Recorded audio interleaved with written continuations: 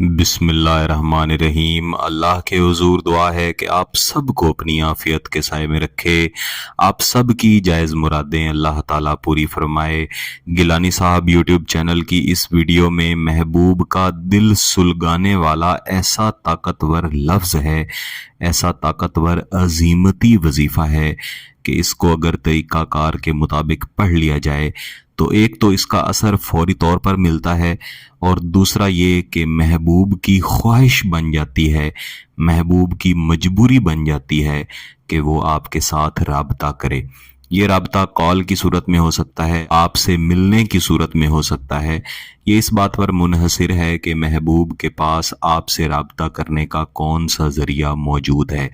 इसलिए ये बात ज़रूर जहन में रखें कि इस वजीफ़ा को करने से पहले आपको ये मालूम होना चाहिए कि आपके महबूब के पास आपसे राबता करने या आपसे मिलने का कोई ना कोई ज़रिया मौजूद है।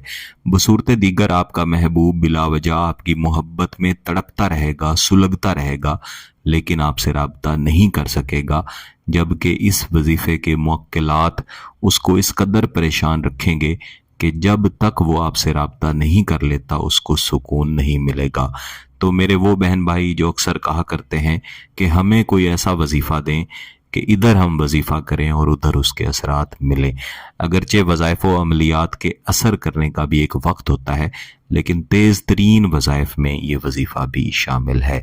इस वजीफ़े को किसी भी दिन किया जाता है, लेकिन जैसा मैं पहले अर्ज़ करता हूँ कि मोहब्बत के अमलियात व वज़ाइफ़ को मंगल वाले दिन ना किया जाए तो बेहतर होता है, क्योंकि मंगल का दिन नफ़रत के अमलियात के साथ जुड़ा हुआ है। कोई भी वजीफ़ा हो, कोई भी अमल हो, ये क्योंकि सब नूरी वज़ाइफ़ हैं, नूरी अमलियात हैं, तो इन्हें सिर्फ पाकी की हालत में ही करें, नापाकी में ना करें।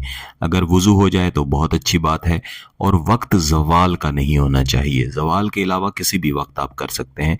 ज़्यादा बेहतर है कि किसी एक नमाज के बाद जहाँ पे नमाज पढ़ी है वहीं पे आप तशरीफ़ रखें, और महबूब के यही तसव्वुरात बनाएं कि आपके सामने हाथ जोड़ के आपके सामने झुक चुका है और आपका महबूब आपकी मोहब्बत में तड़प चुका है।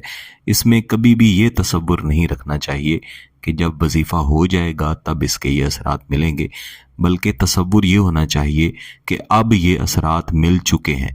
इन तसव्वुरात के साथ आप वजीफ़ा पढ़ा करें।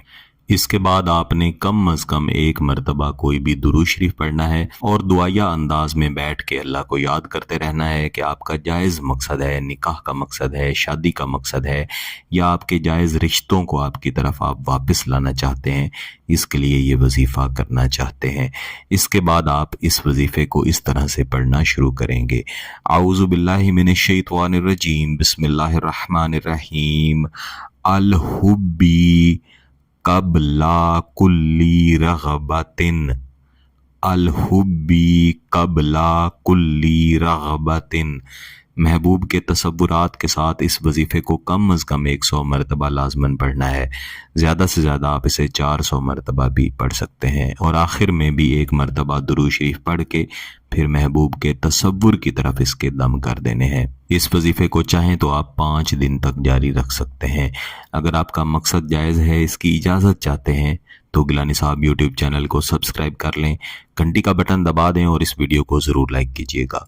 किसी बात की समझ ना आए तो वीडियो को दोबारा देखें, फिर भी समझ ना आए तो व्हाट्सएप पे रब्ता कर सकते हैं। बहुत बहुत शुक्रिया। अल्लाह हाफ़िज़।